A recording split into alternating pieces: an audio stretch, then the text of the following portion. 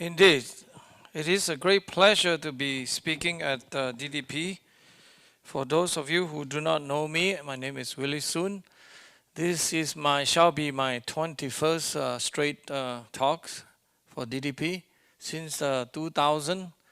When my first talk in DDP, I have the honor of actually shaking Professor Edward Teller's hand. So that was something very, very special to me. And today I shall speak on a subject of wildfire. It's already sort of outdated. Who's concerned about wildfire now? In any case, I'm putting up this slide mostly for the people who's watching this video. And do try to follow me on Parler, because I'm beginning to try to see that I should do a lot more work, which means I should try my best to communicate what I think I understand. And of course, admit that I'm wrong when I'm wrong. And just trying to put out as much science as I can to explain the issue. On the issue of wildfire, as you can see, it's purely gangsters and all these infantile people talking about science and trying to pretend science. Again, a slide for the video audience is mainly to tell you that please help independent science. I started this series, Science Institute, that we're trying our best to put out independent science. For me personally, it's also having something to do with my professional workplace who would not allow me to do any of this research. So it's a form of crazy censorship that I don't think anybody should stand for. This slide essentially summarizes what I understand about wildfires, right? To understand what the factors and co-forces that is affecting and causing wildfire to keep going and persisting or not, is basically summarized in one chart, so y'all can go home now. The first factor is very clear, is the sun's variation, that I'll show you. And then of course, another one is related to the sun-Earth orbital geometrical condition. And then you can even have factors like asteroid or incoming comets, so we show evidence for that. And then I want to go really, really deep about fires. I mean, we all heard that CO2 is going to cause forest fire, right? But of course, CO2 is your favorite fire extinguisher. But it's actually having to do with oxygen level. So we go back very deep geologic time to understand the origin of wildfires. Obviously, we have lightning. And then we also, the most important one, which I put it in red, is mainly it's all about fuel load, right? It's about biomass available to burn. You ain't got no biomass, nothing would happen. You can have arson, you can have Michael-Man, you can have all of this. It will not burn, Michael-Man. And then animal grazing, that's one of the amazing factors that there is a strong evidence for. And then of course, climate is clearly one of the co-factors, isn't it, right? Rainfall and temperature. But they are not the primary factors in a lot of sense. And then finally, man. Man has come along a long, long way. We are really able to affect everything that we see around us, at least our nearby small scale, local and regional environment. So through land use, soil condition, control, uncontrolled burning, and obviously arson. So the only question we have for those who want to keep promoting this crazy alarmism on CO2 causing wildfire is basically, where is the CO2 playing in this picture? So there's a free advice on wildfire by a very, very smart man, which is one of our friends, and he was previously spoke at DDP twice. His name is Willie. And I think he put up two very nice, simple equations. One of them, if you have cold weather plus fuel plus arsonists, obviously you will get some fire. If you have hot weather, you have no fuel, you have arsonists, you will have no fire. So really, he's trying to make the very, very simple point, a good point, that if you can really do something about fuel and arsonists, but you cannot do anything about the weather and climate. Just please remember, there are greater speakers here like tonight. Professor Will Harper probably will illuminate us a bit on this CO2 effect on weather and climate. That if you cut CO2 emission to zero, you really will not be able to change much. So I'm really sorry that it won't work that way. Because of so many bad news, I think for 2020, we are quite sure now, this is a report coming from Professor Clifford Mass of University of Washington, who recently has been cancelled himself. So his show on NPR on weather and climate has been cancelled because of some other serious things that he says that is quite true. Anyway, the good news is that for 2020, as you can see from your right, is basically the second lowest, I guess, area burns so far. The earliest, the smallest burn was in 2011, so we don't think that this year is going to be anything bad, so it's a good break. As you can see, wildfire is really a very profitable business. I want to remind everyone who perhaps have not seen my talk last year on Greenpeace, please remember Greenpeace. They are devil, they are not your friend. They are, of course, have propaganda on Greenpeace in Korea, in Korean language. But I like to remind you that this is a very interesting fire map, satellite fire maps. Notice that all the tiny little red dots, those are mean wildfire occurrences in North Korea. And is it really global warming in North Korea causing all this wildfire? Obviously not, right? So please tell the Supreme Leader Kim for this stuff. Let's have a little lemonade to make sure that we're cool and ready to go. By the way, I saw this in the Atomic Nuclear Bomb Museum yesterday or day before. Another thing that one has to be really cautious these days is that all the photographs that you see, quite a lot of it, especially those that are coming from the celebrities, are all fake photos, okay? They're all made up. They even dare to set up those kind of conditions in order to take pictures. So see if they care so much about people and life. So one of this picture that is tweeted by Leonardo DiCaprio, you all know, right? The famous global warming scientist and UN representative is actually fake photo.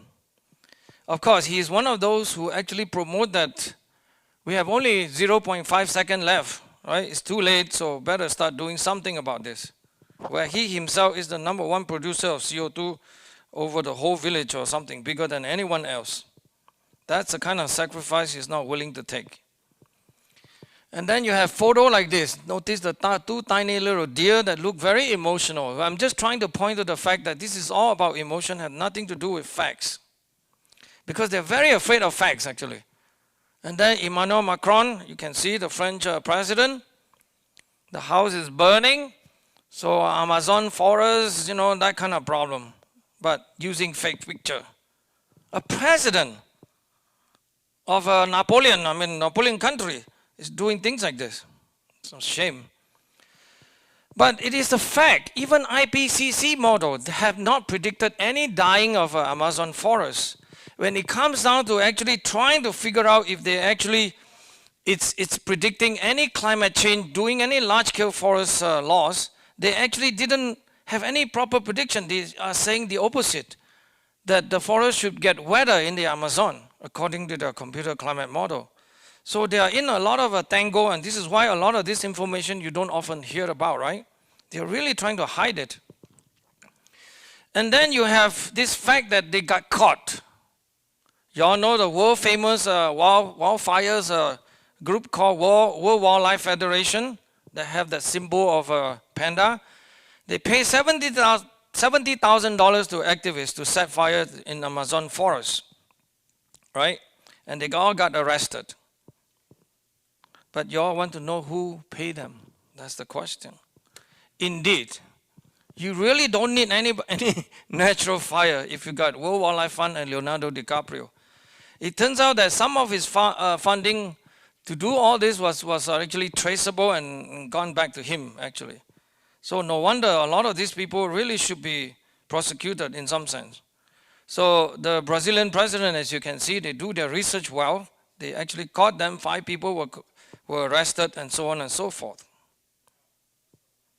So Leonardo DiCaprio, I hope you don't sue me for telling the truth. Now, what a nice picture, isn't it? Look really like hell, Dante's hell, right? It's really hot. But beware, right? I told you. You all believe that this picture is real or what? Obviously, yeah, it's just bloody hell. It's just crazy stuff. I don't even know what this means, but anyway, I put out some French because I want to speak French today. It is a composite of 1 year of photo or activity on the thing, and then they make it look like it's that. And even the people who created, the person that created this confess that this is to create sensational visualization. No wonder people are a bit crazy after looking at this kind of picture. How can you show a picture like that, making to say that, oh, I'm not responsible, but I'm making this picture? It shows you that their mentality has some real serious problem. I have a very strong problem with that kind of attitude and things. That's why I try to tell my son, yeah, you can try to learn more graphics. It's just no use, actually, nonsense. And then we have, of course, the great president of the United States that trying to meddle in the politics of Australia and global warming. So we have catastrophic fires in Australia. It's very real and very urgent consequences, so we have to pay attention. And guess what he can propose? Not cleaning up the forest, not cleaning up the excessive biomass we have around, but reduce CO2. It works, trust me. Oh, of course, Bernie Sanders. This is actually a bit old of a quote, but this is before he was a contender. So he was very unhappy with ExxonMobil, but ExxonMobil ain't our friend either, so I always have to remember that. So yeah, you know, he's not happy. Australians are not happy because our houses are burning. So this one actually I haven't checked the photo. It may be real, it may be not, but I kind of don't trust it, but looks real. It's dramatic, but it happened. This 2019-2020 wildfire in Australia is unusual in the sense that it's mostly in a populated area. Okay, as you know, it's basically New South Wales and Victoria on the basically southeast coast of Australia, right? But all you need is one data to try to understand the context. If you collect the last 10 largest wildfire burn, top 10 in Australia, that is over 1 million acres, you will see that there's nowhere close to being alarmist, right? You just couldn't be doing that kind of a story if you just look at this one chart. And all you need is just also to go to Wikipedia, by the way, to get this data. This is actually quite good data, by the way. You can see the largest one is almost like 290,000 acres, in million acres in 1974 and 75 wildfire in Australia. And then all you need is just open up any of this literature, you search, you look for how wildfire happened in the last quaternary, so 2.6 million years, but here you basically focus on time in which the last, I would say 80,000 years or so. The graph is going up and down, but mainly there are charcoal evidence that you can study for the wild bush fire in Australia. But every single time you have this, what you call the Dansgaard-Oshger warming event, you actually tends to have less intense wildfire, okay? It's just the opposite of what everybody is saying. And by the way, I forgot that really I want to acknowledge the Professor Fred Singer, who is our dear friend. And he, of course, with also Avery, right? Dennis Avery, who produced a very readable book on this topic. I think it's about non-stoppable global warming or something, 1,500 years, every 1,500 years. And then evidence is quite clear, by the way. I have collected almost 1,000 slides. I hope I didn't show you all of this. But anybody wants to learn more about this, I try to make it as easy to understand as possible, and I don't want to spend time polishing, so you are not supposed to read all of this. Mainly the headline will be useful for you. And here I simply want to point to another evidence that just came out and published in a journal, and talking about South Africa.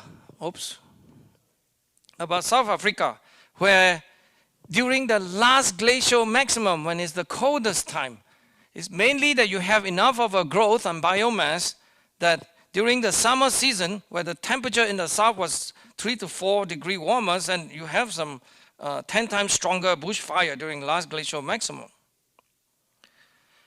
And in Australia, you can see this whole topic has been politicized from day zero, right? It's now they are actually attacking the logging people. They are saying that basically that if you're logging, oh, you know what, you're gonna reduce biodiversity, you got to stop logging and all this stuff. I mean, it all doesn't make sense. By the way, logging is good to reduce forest fire, isn't it? So they are beginning to talk about things like that. The next order of business, maybe the wool industry will cause for a few fires, right? This is having to do with PETA and all those guys. PETA who love animals. And like as if we don't love animals. Anyway, wildfire management by arsonists. So what happened in Australia mostly? It's actually arson, a lot of arson activities. And here you have evidence that the police caught about 68 people, right, in New South Wales. And also in the area of, in Tasmania and all those different states in Australia, that they caught all of them. Yeah, they really caught the guy, and this guy had a mug shot, so he looked pretty good, and he's the kind of crazy people who do this kind of stuff, right? This is the stuff that you are able to control, isn't it? But I think the most important thing that the Australian fail completely is because of all these environmentalists. Doesn't allow them to clear the biomass. I mean, that one evidence is quite strong, which I'll show you next. But being an arsonist is a very old subject. One of the most famous arsonists is, of course, Henry David Thoreau. We live in Massachusetts, so we know the Warden Pond. We've been there a few times. A very pretty place. He is actually one of the well-known arsonists. He actually said that at first, when he set fire on the forest, he felt guilty. This is how men deal with the environment, right? We need to clear some forest land so that we can farm, we can do stuff, right? And he said, well, he finally equate this his own forest burning to, of course, lightning and natural events. And then finally, let's go to Professor Michael Mann, who you need to watch what he say. Oops.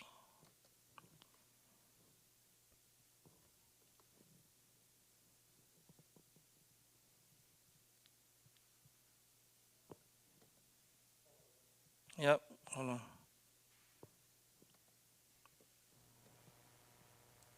I need to click it. Michael, you're visiting Australia to observe too long, extreme weather holding conditions. up Michael Mann. I planned a sabbatical here more than 2 years ago to study the impacts of climate change on extreme weather events here in Australia, and of course arrived for arguably what is the most profound bout of extreme weather that Australia has experienced. When you turn the entire continent, or large parts of it, into a tinderbox, it's all emotional there's really pictures. no amount of fire suppression or backburning that's going to get you out of the problem. People ask me, is this a new normal for Australia? It's worse than that. We've already seen what 1 degree warming does to Australia. Imagine 4. Would you? Well, imagine 4. We won't argue about those numbers, and those numbers should be left, continue to be studied, but we know the number ain't gonna be 4. Anyway, so this is another quote from Roger Pielke Jr., one of those people who actually study this issue quite a bit, and calling out on Michael Mann's audacity to go to a foreign country and then start this kind of hyper-partisan media campaign, calling the Prime Minister to be fired, and then accuse the public of being too stupid to connect the dot, right guys? Australians are all stupid according to Michael Mann, that you don't know that the forest fire was caused by global warming by CO2. Indeed, I want to remind Michael Mann that he forgot to show this plot. All you need is to look at this plot. How are you gonna make your case if you actually honestly show people this? So for the Australian audience, please pay attention to some of this. Michael Mann has been hoodwinking everybody, including himself. So I want to remind you of this particular summary. You really need to handle your fuel load, okay? And you reduce carbon dioxide, you probably can even increase cooling actually. Who knows? Because of other factors is driving the climate system. So have nothing to do with CO2 in a lot of sense. Those idealist kind of situation about if only CO2 change and nothing else change, those are all nonsense. Real life doesn't happen like that. There are sun, there are so many other factors, ocean current, everything is affecting the climate system. It has nothing to do with CO2. This slide is only want to tell you that it's all about management, right?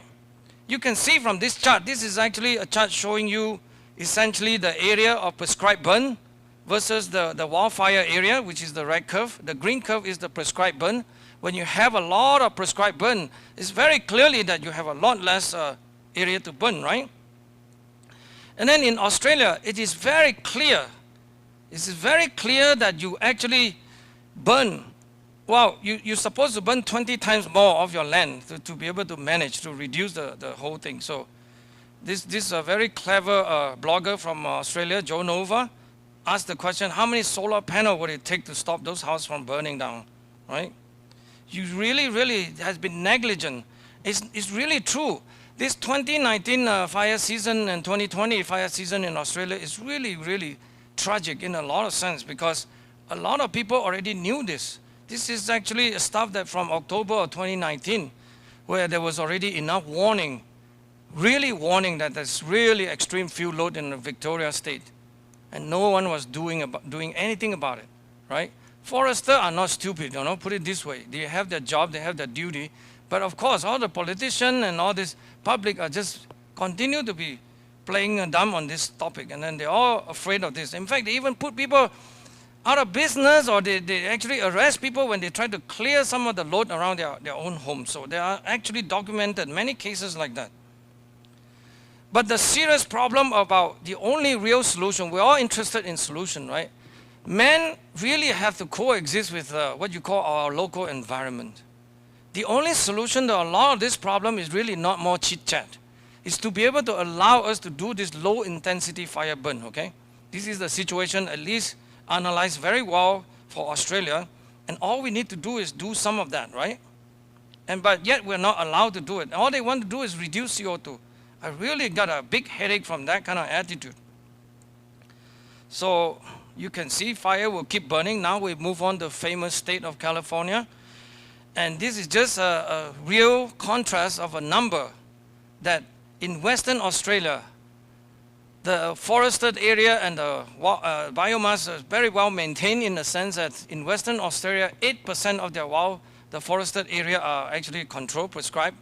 And then there's only 0.2% in California. So you can provide that contrast to see the problem that is building up in California, and also a lot of the California situation.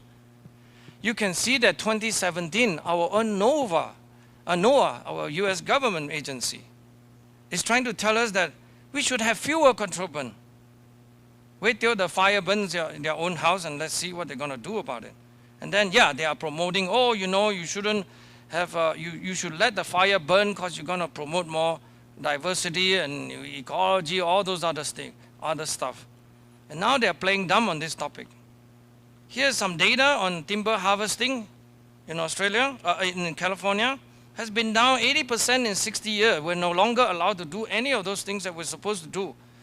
Okay? And then they are surprised when we have wildfire. Of course, one could not avoid frogs. I mean, frogs is a very important species, so because of frogs, we cannot prescribe burn. So that kind of evidence, one after another. So that's the only picture I have for that kind of problem. It's death is all they're looking for. Here, and then, of course, they always have peer review paper, a lot of peer review paper. They basically peer review. Of course, some of you who may not know, the system of climate science now is utterly disgusting, to put it this way. That they have, of course, paper like that coming out, and then that's when they actually amplified it through the media, and then that really becoming total dogma. I mean, if you were to ask me, it's all not crazy stuff. So they can show you graph like this from 1975, 72 until 2008, and then they show you different months of the year, and then they show you the burning statistics in California. And then they say because of that, you have a lot more future wildfire, because the trend seems to be keep going up. They forgot that if you keep burning, you're going to run out of the fuel biomass to keep burning them. What kind of statistics is this? So they use statistics, so they're very nicely producing goobly-dook like that, chart like that, statistical correlation. So here they say that, in California, most of the wildfire is controlled by the daily high temperature maximum for the month of basically spring to around fall. And that's, you show a statistical correlation, and therefore you have more wildfire in the future using all this climate model projection. Very, very nice. I mean, that's the kind of peer review paper we see just about every single day. You get this kind of paper. Except I say that it's all baloney, right? Junk, really. You can even see the Godzilla in the sky, yeah, if you were to keep doing that. Be very careful. So now I want to just mention a bit about what you actually understand about what they do in the climate model, right? So this is a slide coming from Chris Ransach, a professional engineer from Michigan. He's actually a very, very smart guy, spending his time analyzing some data. So he clearly pointed out that there is a clear myth that this UN IPCC report have any good science at all, right? It's basically, you can see the emphasis is always on model rather than actually evidence and data. So they really got their their science backward all the time, okay, all the time. And even the measurement, they dare to change the data so you can really, really know that what you're up to. So this is a very good and profound statement, actually. I highlighted in red. If you ask the question of number of publications quantifying CO2 radiative forcing using the last 4 satellite launch, what is the number? 0, right? So we're not learning any, we're not having any good science at all, indeed. And then lately, Chris Ransage looked very deeply into the documentation of one of the climate model from NCAR, National Center for Atmospheric Research in Colorado, and one of the, just the land component, and he found that he had tabulated about 1,750 variables is in there that is fully adjustable, and you can change to any value you like. To be more concrete, he actually looked into the wildfire model, so there's about 220 parameters in there to adjust in the whole thing. So I guess we all can trust a climate model to do any prediction on wildfire, can we? Should we? Perhaps not, right? It's GIGO essentially. So it's one of this symbolism that I think is good and apt to summarize about what climate model could actually do for us. It's having to do with garbage in, gospel out, right? I always want to keep reminding everyone, if it's garbage in and garbage out, I would not worry about it, but it is the gospel that has given us a lot of headache. And you please remind yourself that in this one model, you can find about 220 adjustable parameters for wildfires. So, look, how many peer-reviewed papers they have this saying that wildfire is going to be bad? I'm not a wildfire expert.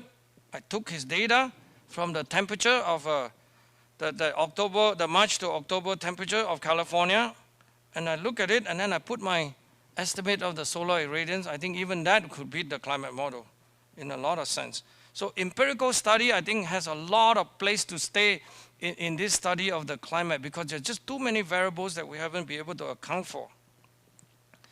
So indeed, my exploding brain, this is actual brain. They found brain tissue in this Vesuvius sediment that they collected.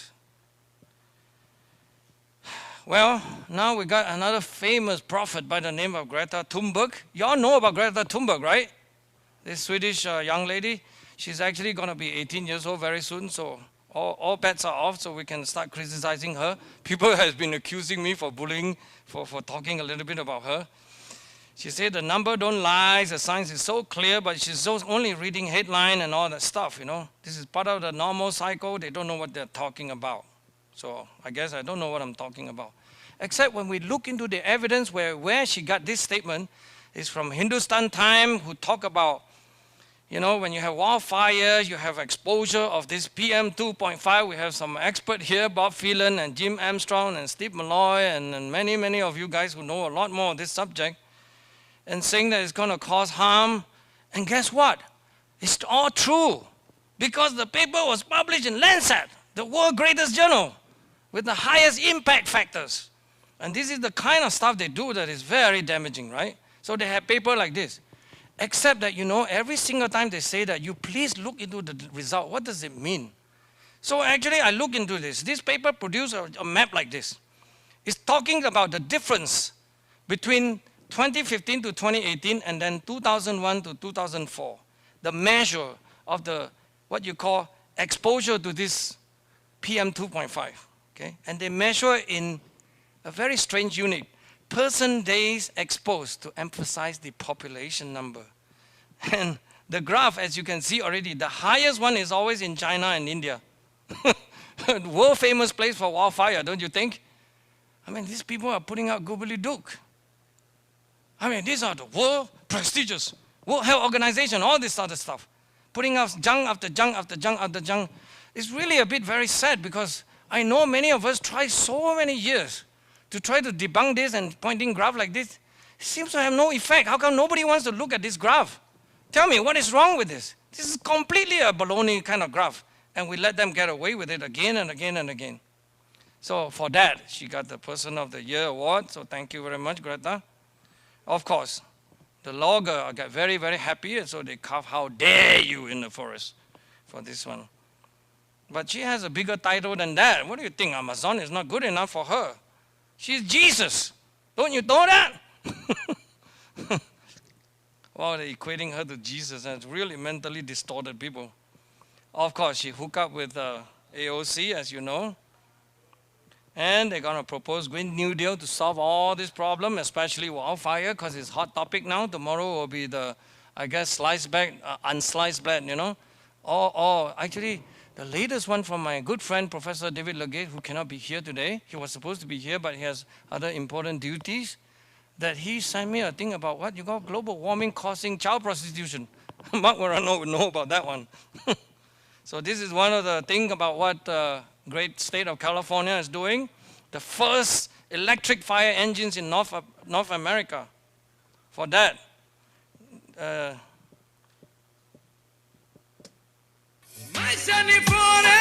watch Greta Thunberg BMW.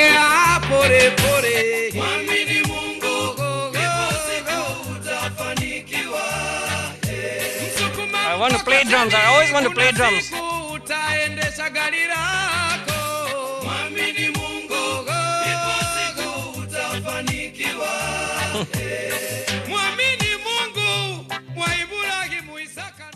Okay. All right. I want to ask, is there a tax I can pay to stop all of this? Carbon tax, CO2 tax, of course, but crazy guy. Anyway, for COVID-19, that's the only my small contribution that we should start taxing. So maybe we all pay to Bill Gates. I mean, tell him we don't want the vaccine, we just pay you the tax. So really, this quote rings very true to me from Kafka. True things lead, untrue things mislead. So you know that we have cheaters and liars all in the name of a US government agency. So they just thought that none of us know how to read charts and data and so on and so forth. So on wildfire, there is no exception, of course. Of course, you know, they will show you all of that. This is from our national assessment, showing you that wildfire has been increasing, guys. Can you believe that? Of course you must, because it's said by the national assessment, right? From 1982 to 2017 or 18, they plotted that. That's really, really dangerous, and it double, okay, if you know how to use quantitative information. And then they argue that the reason why they don't show any data before this period is because the data are very poor, okay, before 1983. I have to tell you, this is purely a political invention again. I caught them, I went back to the old Wayback Machine to track it. When did they turn on this explanation, this disclaimer? It turns out that they had it for a long time. From 2001 to 2018, nobody does anything until appropriate time, they switch over and add the disclaimer. So on your left, you can see there was no disclaimer, right? On the right, you can see the disclaimer start turning on around 2018. So stuff like this is, of course, the world famous scientist, father of global warming, according to them, Jim Hansen, start showing graph like this from 1960. So he's more honest, so he show more data than the national assessment. And what I'm always worried about things like this is that he indeed talked to the student in Taiwan, trying to impress the young student that he's speaking in the authority of science. It's very sad to show you that actually from 1960 to about 1995 or so, the level is low and then it jump up, right? I mean, that's the quality of science. And father of global warming showing graph like this. Except he forgot to tell you there are a lot more data than that, right? So the God of global warming is very, very angry. So here's what Jim Hansen missed. He dared to show people this graph that is covered by the blue box, and then they missed the rest of the data. Indeed, there are a little bit more data that go back to about 1900, so you can see, you overlay the other one. So it looks like they are really ignoring some of this data, and those data are not that bad, especially when very large burning area. I don't think your error could be that much. So I'm very sorry that these people ignore those very clear signal that is available, okay? It is the low numbers that you can actually manipulate quite a lot, isn't it? So what happens when you do such bad thing in climate science? This is actually a standard paradigm now. If you want to win an award, Academy of Science, or you want to do all of this stuff, first order of business is not telling the truth, it's to lie. If you are able to lie, you will win award. I'm so sorry to say this. I feel very, very sad. I really think that if any of us get into science for that reason alone, we really should be dead. Might as well kill ourselves. It's just crazy, actually. Of course, the villain is always Willie soon. I want to remind you guys, this is the latest lawsuit in Minnesota. The Keith Ellison, the Attorney General, is suing ExxonMobil for that. Of course, Willie soon, they accuse me of all the wrong things, that I've been fully funded only solely by oil companies, so I'm very, very oily. Please don't shake my hand.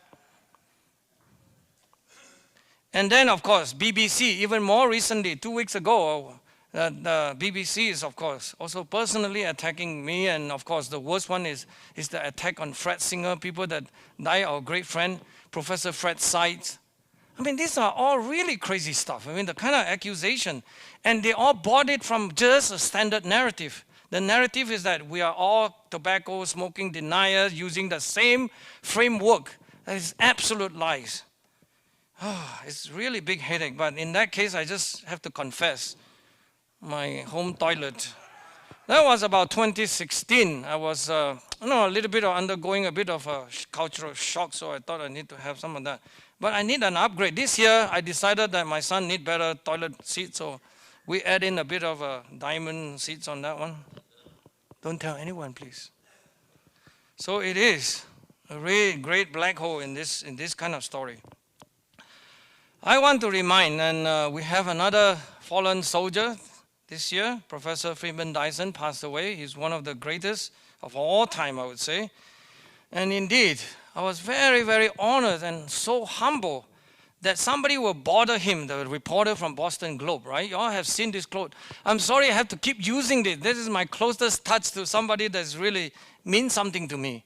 So Professor Freeman Dyson, and we are extremely lucky that his colleague, Professor William Harper, is here and will be speaking tonight. So yes, indeed, the whole point of science is to question accepted dogma, right? What else are we supposed to do? Tell lies and hide data and so on and so forth. So I just mentioned now a little bit of the work that I do recently. Actually, I really don't want to touch this topic, but last year was hot, so me and my colleague decided to look into this. So by now, we already have 3 manuscripts on these things and all waiting to be published until they censor us again. So one of the work we did was to analyze the whole record of the United States wildfire. It is a crazy graph. Please don't study it, okay? It is just to show you that technically we've been taking every records that we can find, the fire occurrences, and we get all the weather data, we get all this atmospheric circulation index, and then apply a very sophisticated mathematics techniques that we invented ourselves, which means we can study all these different variables and try to see how all of them co-vary together, if there is anything. Indeed, we found that the signal is basically the red part, that we found that mostly all of these are doing together in a decadal sense, every 10 years. And then there's also for the United States, about every 40, 50 years, 40 years kind of cycle. For Canada, we found 60 years, okay? And we found that kind of signal. And from that sort of information, guess what we can do? But before I do that, I have to have a small apology, because I love Freeman Dyson so much, is that science is organized unpredictability. But my apologies to Professor Dyson, that actually we are using these modern techniques of artificial intelligence, is using AI, machine learning methods. So we fit in all that information, which is on your left, and then we project forward. We project forward forecasts for the next 20, 30 years or so, right? I don't mean that we're right, but we simply try to show you that you can do work like this. So in the United States, if any of these forecasts to be anywhere close to reality, is somewhat of a good news, right? So we're going to have less forest fire activities, with some peaks here and there. And here's a story on Canada. By the way, I'll show you also Canada and Mexico with less detail, but Canada, I was able to find this chart that they actually predict that more forest fire in Canada as the globe is warming rapidly. This is the prediction that you can find in the literature from 2001. But of course, the data is going downward. They actually have, you can find documentation, so it shows you again, it's all crazy stuff. And here's the same story for Canada, doing all these different multivariable study. It's not a correlation study, it's a very sophisticated signal processing methods that we invented with my colleague from Mexico by the name of Victor Velasco. This man ought to be remembered for his contribution. So we work, and then we did that also from Canada. As you can see, Canada has some very large 60-year cycle, and then a lot of these 10-year cycles. And then the future for Canada is slightly worse in the sense that it's going to have some higher peak, more activity after it dropped down significantly. That's the one that you see that the prediction was going up, so Canadian forest fire, that's why they're very quiet in Canada. If the data are anywhere close, they're going to start shouting, fire, fire, fire, right? And here's the information for Mexico. So we do all that. Mexico have much shorter, a little bit shorter data, so the data start in 1970. So we don't have enough information to do longer forecasts, so on and so forth. I don't know why this graph was there, by the way. So, all right, now I'm going to talk a little bit more about some evidence on variability, okay, of fires and fire regime. The first thing to remember in the United States is that if you look at this graph, these statistics, over 21 years period, the most recent period, 84% of the wildfire in the United States were caused by human, okay? That's the statistics. And if you look at this, comparing man, which is the red shades, versus the blue shades, which is the lightning activity. But again, all numbers are important, right? You have to remember, so how large or how small is the acreage of area burned by wildfire in the United States? Oh, it's a little bit more than golf course and airports area. So you can see the area pointed out by wildfires, which is right here, right? And then airports, you know, and then other activities that humans do are much, much, much larger representation. And then it is also well documented that has been decline in global burn area driven all by man's activity in some sense, because you can try to get information like this. So the largest man-made factors in terms of this causing reduced global burn area is from agricultural expansion, right? And you can have data like this clearly show you that your human impact factors is much, much larger compared to climate, for example. So over time, indeed, carbon dioxide has been increasing, which is the blue curve. And then the global burn area in terms of millions kilometers square has been really systematically going down. That is the fact. And then you can also look at some even older data. This is the wildfire occurrences in Western North America for 400 years. You can see the period where you started to have livestock grazing. So remember, large animals can also help us in some sense, right? Eating all the smaller shrubs and all that. Of course, they're not going to eat forests. But there are data, there are information on that. Large animal really can help reduce impact of fires, right? These are for the ranchers and so on and so forth, you can see. They're actually contributing.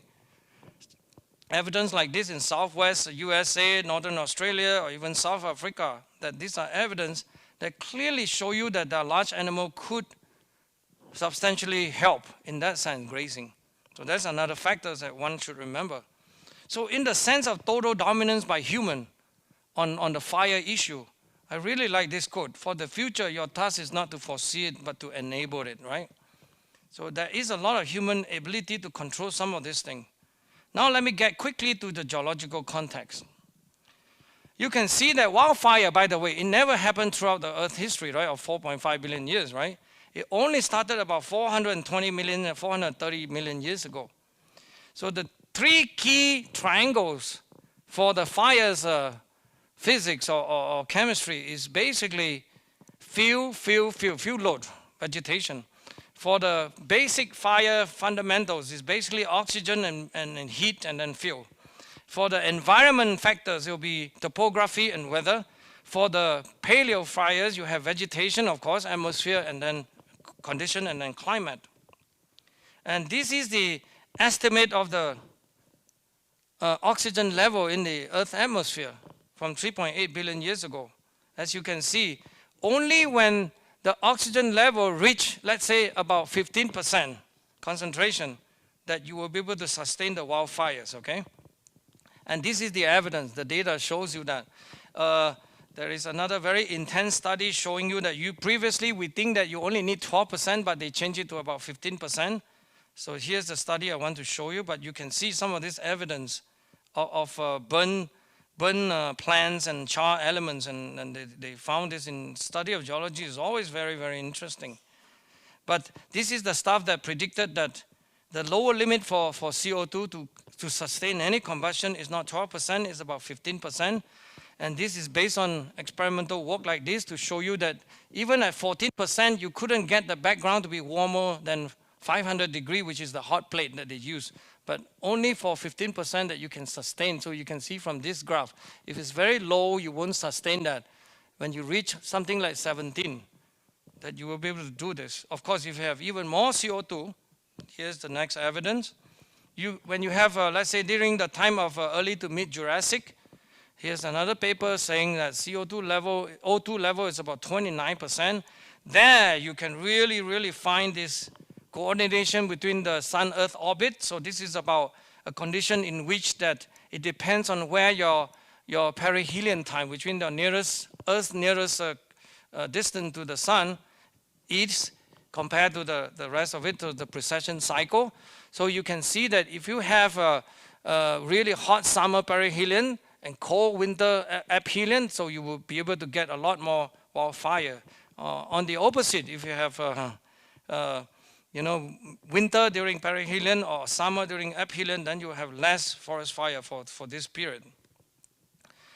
This is a very interesting new estimates of the atmospheric CO2 level, as you can see.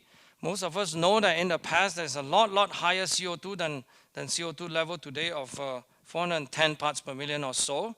So just a reminder to tell you that indeed there is a very strong relationship between CO2 and oxygen cycle in the geologic history. But the thing that we ought to remind ourselves that indeed we are in a CO2 starvation period, isn't it, right? Compared to any other geologic time. So this idea about Earth gonna die from a lot of CO2, a little bit more of CO2, is just ridiculous in a lot of sense. But you have to remember, we are dealing with people who don't care about anything. This is the kind of chart that should give you a pause. Instead of focusing on the positive aspect, they say that, look, more CO2 going to give you more poison ivy. And then when I show this, they say, okay, you are lying because you're not showing poison ivy. I don't want to defend that, by the way. I refuse to defend any of that nonsense, okay? And I want to remind you, this person ought to be remembered, Paul Epstein, his name. They were at Harvard School of Public Health. I want to tell you how much our government is paying for this kind of experiment. Growing ragweed in the lab. This is a paper produced in 2002, but I just want to remind you, do you need to study this? Paid by NSF, NASA, and NOAA grants, okay? I don't know how many more grants they need to produce this nonsense, right? All they want to do is that connect global warming to public health. Therefore, they are in. It's all ridiculous. By the way, just the aspect from the estimate of those conditions is that the temperature change over this 540 million years is of the order of 15 degrees Celsius. And it's quite large in a lot of sense. There's no other forces except geological forces could do this. So part 2, little strange ice formation in the coast of Finland is very interesting. Nature can do all sorts of things. No, not alien producing this, by the way. This is a new paper produced by a group of friends from the Institute of Earth Sciences at Xi'an, where I was a visitor. And I continue to work with folks from there, especially Professor Yixing An from there. And they just produced this 2.6 million years wildfires record. It's from a region in the deserts. And the data you focus on is the middle panel.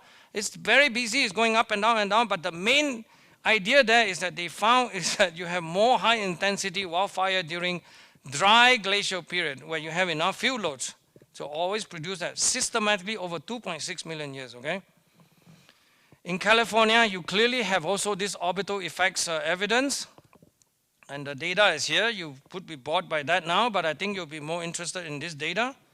This data is basically President Trump living rent-free on the climatologist's mind. Because the bottom curve is a very famous By the way, this represents all the glacial cycle, right? Every 100,000 years or so for the last 800,000 years. It's basically warm period glacial cycle. You know, go for 10,000 years, 90,000 years here and warm again. The signature kind of similar, so I thought it was very cute to saw that. Okay, all right. President Trump is sitting on an elephant and Willie soon trying to join him.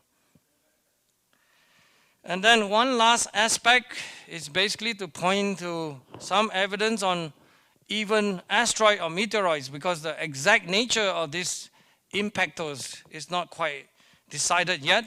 But this is happening during a time called the Younger Dryas. Okay? And you clearly have evidence all over the globe to point to this burnt spheral.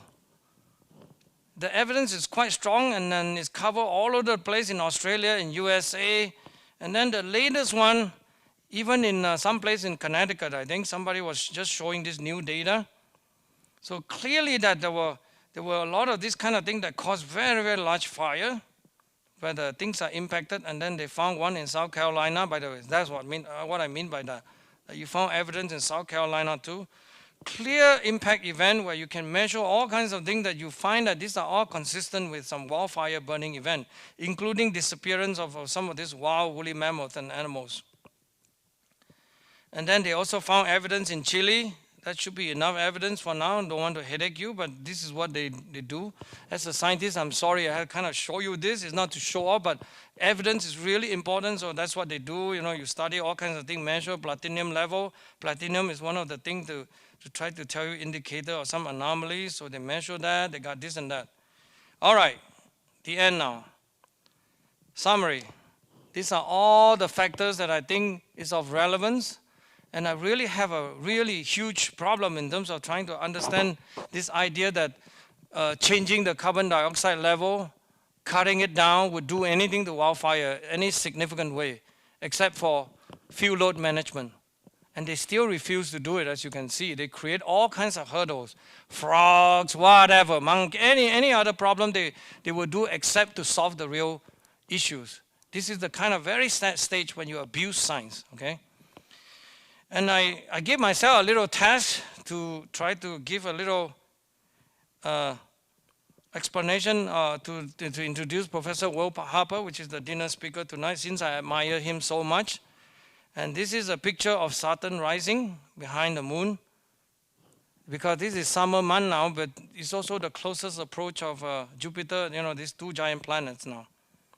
I hope you see this image, but can you see it's a bit blurry? It's vibrating and shaking all the time. No sound in this one, by the way. I should have asked Terry to help putting some music on it. It will be more dramatic. But I'm not into persuasion, of course. I'm into just pure science. This is actually a very nice evidence, but I want to remind you who Professor Will Harper is. Essentially, with his clever idea of using this sodium laser to try to excite all these sodium molecules, sodium atoms up there, that you actually can have an active control of this turbulence in the atmosphere that confuse your seeing. So the corrected image is on your right. You can see the same image like the Saturn if they were to have a system like this. Those are amateur photo, of course, picture. And you can see you can correct for this wavefront real-time correction, which is very, very interesting, because I was also assigned by Professor Robert Jastrow to work on one of these old systems in Mount Wilson one time or another. Long time ago, because I was no longer working on these things. All right, I'm done. Any question you have will be welcome, and please ask questions. Please remember to tell more people about DDP, because I think one of these most amazing group of speakers, an amazing group of meeting that I ever been to. I really love DDP, and please more people, you know, come to DDP and ask questions and learn more about the true science. Thank you. We have time, right? I get to ask a question. Sure, why not?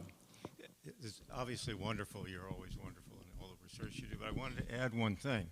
Sure. The U.S. Forest Service cruises American timber every year, and they compile their results every several years. Yeah. So you can see what is the total amount of standing timber in the United States and over time. Over the last 70 years, it has been linear. Yeah. it increases in such a way that in 50 years, every man, woman, and child in this country has 25 tons more of standing timber. So the amount of timber in the United States during the period that this has been done, the last 70 years, has increased by 50%.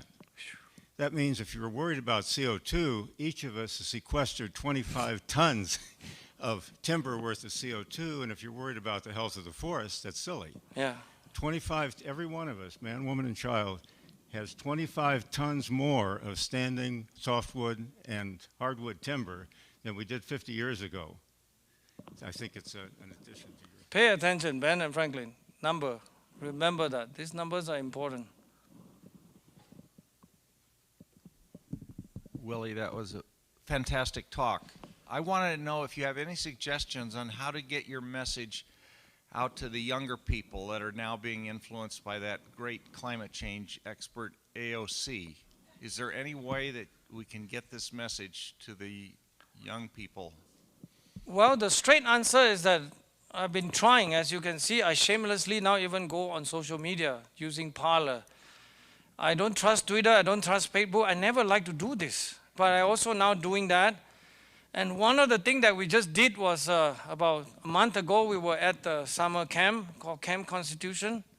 And we have that specifically for kids. We actually, my son participated in one of these projects that actually invited writing a letter to Greta Thunberg. Of course, they will ignore it, but we try. But I really think that it's true. It's very true. Even our crowd was smaller, or very small. I mean, a lot of this.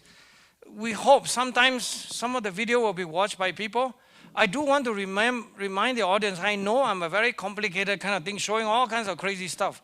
This is intent, trying to force you to learn something, and also please watch it over to try to understand.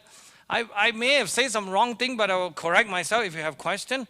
But the whole slide there is for you to study. So please ask me, the slide is freely available. Everybody should study them a little bit in terms of the numbers. You know, obviously I'll miss a lot of points.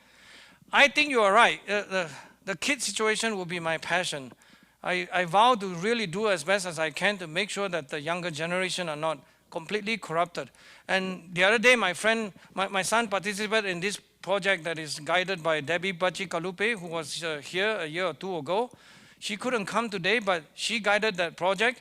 And then I asked some friends for donating money to encourage some of the kids. Joe gave $1,000 or something. Many of you gave money. I really appreciate that. I mean, I think we all need to chip in a little bit just to help out. Like the latest one is like, although I have a lot of problems, but I tell you, help Professor Peter Reid to win the lawsuit case in Australia, for example. Those will be a big kind of a nuclear bomb back on them, because these people are really wrong what they're doing. They're firing professorship out of no reason, bad reason, for just telling the truth, challenging the science, and they won't debate. They're just doing all kinds of these dirty tricks. It's so obvious in your plain eyesight they dare to do it. And you yourself, of course, is one of the great heroes who fought this battle. But for the kids, I agree with you, we really should have another small component, perhaps a DDP kind of school project, you know, like homeschool, right? R. Robinson's homeschool project, that kind of stuff. Anyway, I may have said too many things that is not quite good.